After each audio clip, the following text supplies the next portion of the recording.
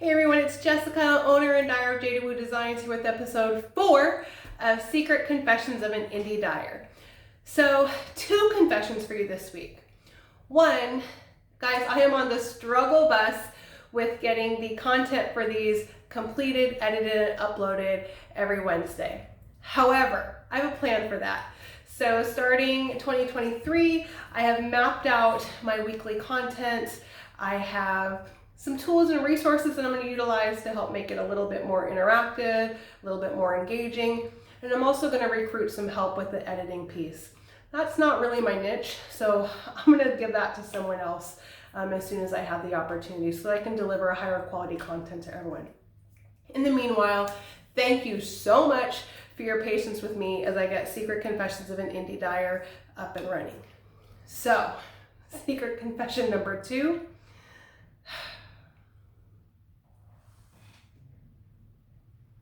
Swatching.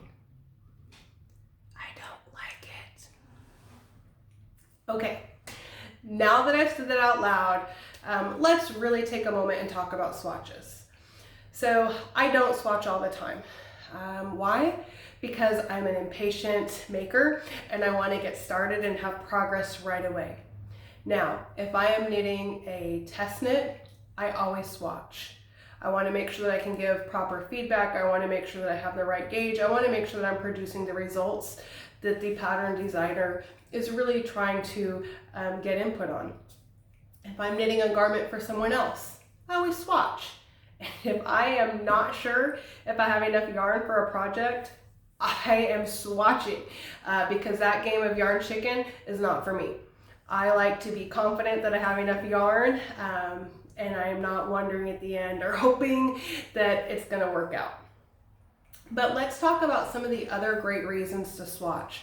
I have been working on a project for Jada Woo Designs. Every time I dye a new colorway or when I replenish an old colorway, I'm throwing in a mini skein so that I can knit up a swatch. Why? Because there's other benefits to swatching yarn. So I will tell you, when I go into a yarn store and I find the perfect colorway, my mind immediately starts racing. I think about what I'm gonna make, what it's gonna look like when it's all done, and I get excited. There is nothing worse than getting that skein home, caking it up, starting the project, only to realize that yarn is not what you had envisioned. And so swatching gives you the opportunity to really see what it's going to look like on your finished object. Does it complement the pattern? Does it really work up the way that you had envisioned? Swatching also gives you the opportunity to see how a yarn is going to pool. Some people love pooling, some people can't stand it. It is better to know early on than to get partway through your project and realize that you don't like the pooling or you weren't prepared to switch to a new skein because you didn't take the pooling into consideration. Guys, forgive me, I am in a dye studio and the sirens are going off behind me. One of the other great things about swatching is if you're working with a new base, a new fiber, it's the opportunity to knit it up and see what it feels like. This yarn here, let's see if you can see there's just a little bit of shimmer in it. So this yarn has 2% stellina woven into it, and I get questions all the time. Is it itchy? Is it gonna poke you? Does it really make a good garment? The answer is yes, but you need to know for yourself.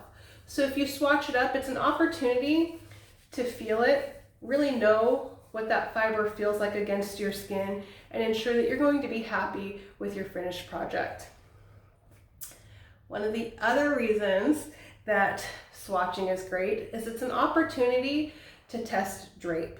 Again, when you're working with a new fiber, new combination of fibers, understanding how it's going to keep its shape when you stretch it, when you pull it, when you wash and block it, how it hangs is very, very important. So I encourage you to take that extra time and swatch it up so that you really know what the end result is going to be. And then finally, one of the other great reasons to swatch is you can put your 2 colors together if you're working with a multicolor project and ensure it's really going to give you the finished look that you had in mind at the end. And if it doesn't, you have the opportunity to change it before you're partway through your project and you're unhappy. So those are all of the great reasons to swatch. So I mentioned earlier that I'm working on a project for Jade Woo Designs. So here in the dye studio, on my accent wall, you can see the brown right back there. So that wall is going to be covered in different swatches. My mom and I have been working on this project for a while, so each swatch will have the name of the colorway on it, and it will be hung up there so that people really know what they're getting into when they're picking a colorway. They'll have the opportunity to feel the swatches, feel the fibers, make sure that they fall in love it, and ensure that when they pick colorways, they're confident in how they'll look side by side and they're not leaving wondering if they made the right choice. So thank you guys for joining me for episode 4 of Secret Confessions of an Indie Dyer. Good luck and happy swatching. Thank you guys. Have a good night.